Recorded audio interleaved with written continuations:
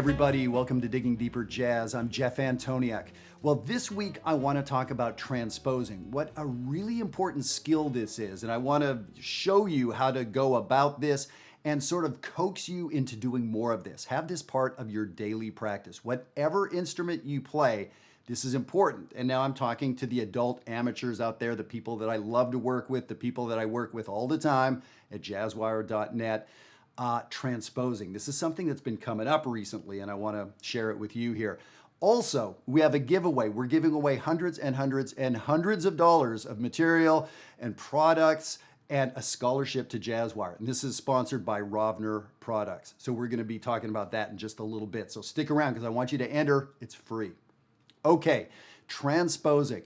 So the idea is taking a musical idea and moving it to a different pitch level. The idea is remembering we did something, remembering it, that's the important part, and then can I move it somewhere else? This is developmental. This is a really big deal.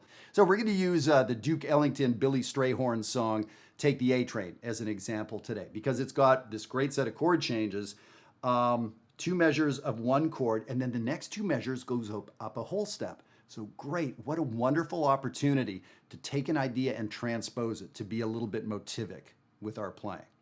Okay, so let's get a start with this. If you've never done this before, it can be a pretty daunting thing. We start at the beginning. So let's do this. Look at the first item on the sheet, and there's our lick. It's a good one. 1, 2, 1, 2, 3.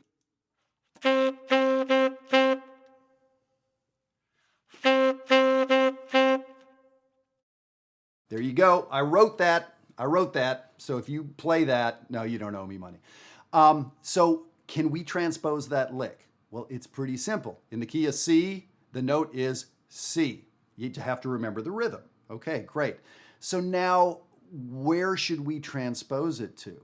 Well, as far as I'm concerned, there's 3 great things that I want you to practice every day. One is take ideas and transpose them around the circle of fourths, not the circle of fifths. The circle of fourths, ascending fourths, not the circle of fifths, the circle of fourths. The circle of fourths is what we use in jazz, and that's how jazz songs progress, ascending fourths. Cool, then I have it for you right on the sheet. The second good one is half steps. Again, that's on the sheet, so play it in C, play it in C sharp, play it in D. And the third most important root motion is whatever song you're practicing. So that's Take the A Train. So, item number 4 on the sheet is Take the A Train. So I'm wondering, if I get the track going, can I play that lick and transpose it to every place in the song? And I'm most concerned about the first 4 measures. Let me give you an example of what I'm talking about.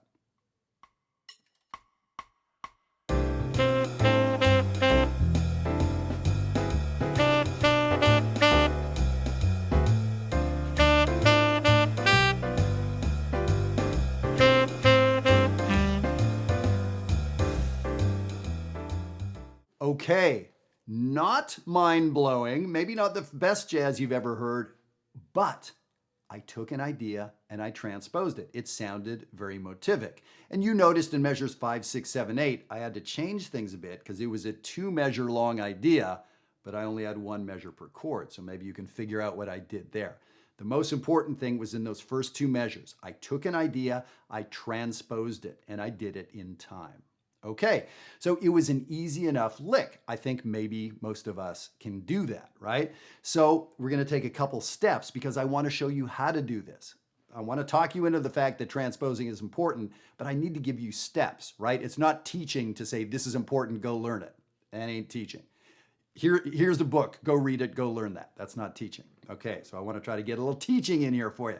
So, second item. So we're going to make this lick a little bit more complicated, or a different lick. So the lick that you see, number 2, is based on a triad. So many of us, adult amateurs, semi-pros, we know a triad. I got fancy and even added a little lower neighbor.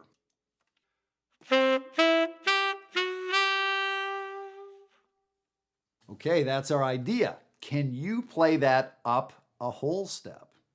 So some of us may start measuring every note needs to go up 2 half steps, every note up 2 half steps. It's one way to do it.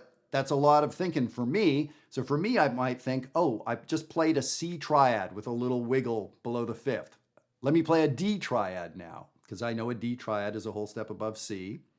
And so I'm going to rely on past knowledge. I'm not going to measure everything as if I've never heard or seen music before. There's a structure in this lick, and I'm going to take my knowledge of the structure. So now I'm able to transpose this a little faster, a little clearer than if I didn't rely on the structure. Most of you know what a D triad is. You can rely on this too, right? So let me give it a try.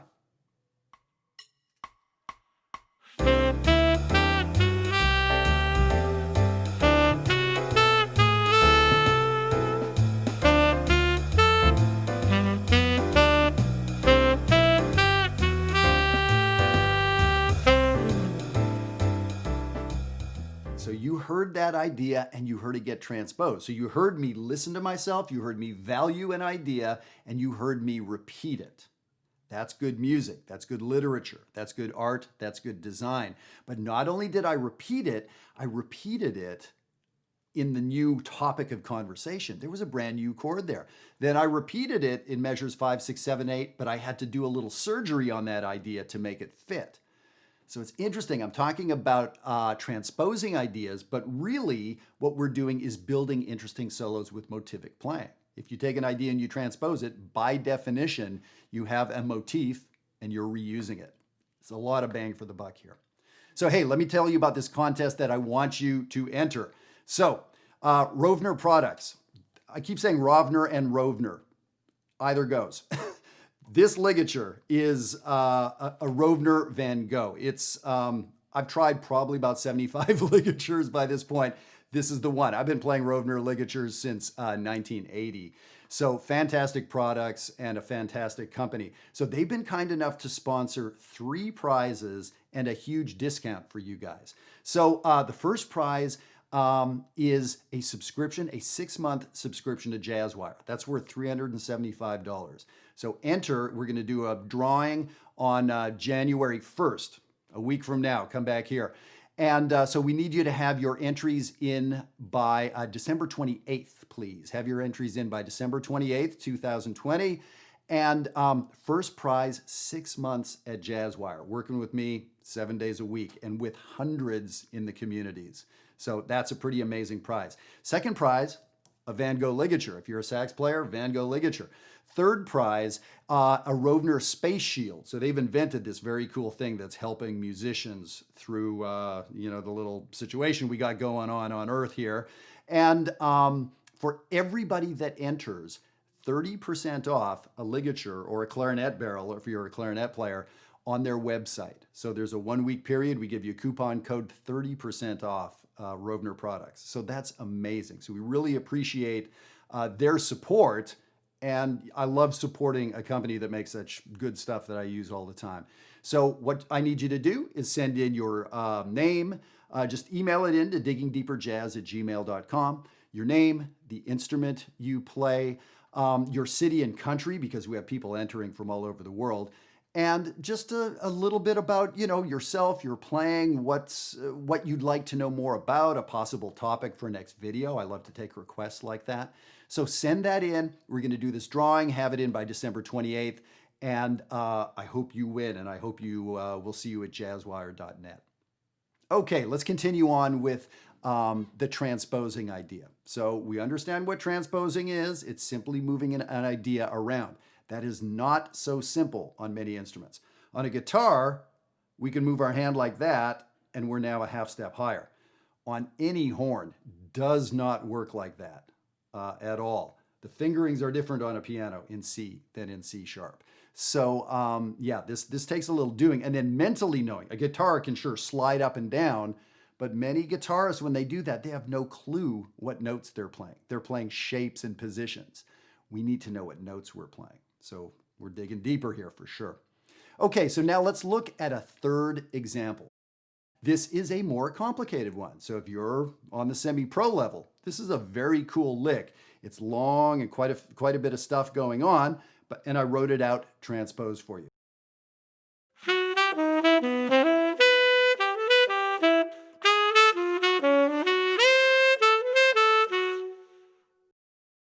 All right, so lots going on there, enclosures and arpeggios and lower neighbors and all sorts of good bebop language in that lick.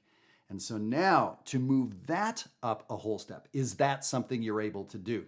Are you able to understand the first two measures by looking at the chord tones and looking at a chromatic approach here? This lick is taking it up about 25 notches, right?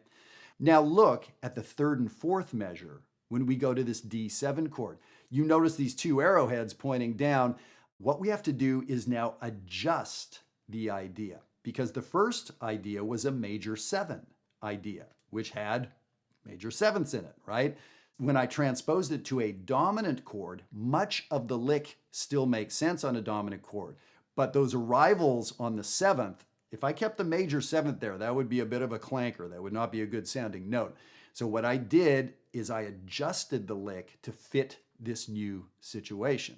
So yeah, we have to do that a little bit. So when we're transposing, sometimes it's a direct transposition from a C major 7 chord to a D major 7 chord. Sometimes the music we're playing is not that cooperative. It goes from a C major 7 to a D major 7. Maybe it goes from C major 7 to D minor 7. So yeah, so we see that we have to do little adjustments as we do in the real world. Our ability to go through the world like that makes us functional and makes us successful, right? Well, so that's what we have to do here with music. We have to get good at this idea of transposing, right? So you start with simple things, as in one note, and get good at moving one note around. Then make it into 2 notes or a triad, as I did in the second example. So let me do this. I'm going to just loop an A section of Take the A Train, and I'm going to play some of these ideas for you, and I'm going to transpose. And so specifically between the first 2 measures and the second 2 measures. I'm not really sure what I'm going to play. I'm improvising, and I'm hoping in the moment that whatever I play in the first measure, I hear it, I value it enough to hear it and memorize it, and then quickly, ooh, can I make this work up a whole step? Let's see what happens.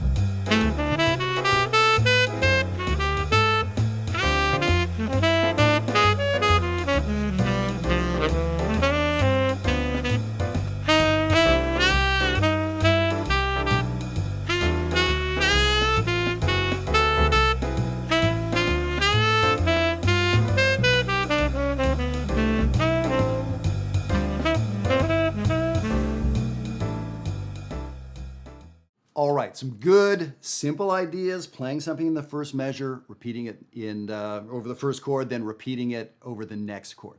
So there's one time I did that, but I came in early on purpose. I displaced things. So the previous video talking about rhythmic displacement. So I used one of those. I couldn't help myself. It happened after the fact. So I quoted a Charlie Parker tune at some point and then moved it around. So your ability to transpose is really a big deal in your development as a jazz musician. And where do you start? You start at the beginning. So I gave you these 3 root motions to work with. And of course, always feel free to send an email if you have any questions about this or questions about how we can really get working together at jazzwire.net. And how do we get working together at jazzwire.net? You enter the contest. So I'd love to have 40, 50, 300 of you send in just quick little email and enter for the chance to win 6 months at Jazzwire or one of the other Rovner products. So thank you very much for that. Thank you for sharing these videos. And this is a podcast too, by the way. So thank you for sharing the podcast, and we will see you next time.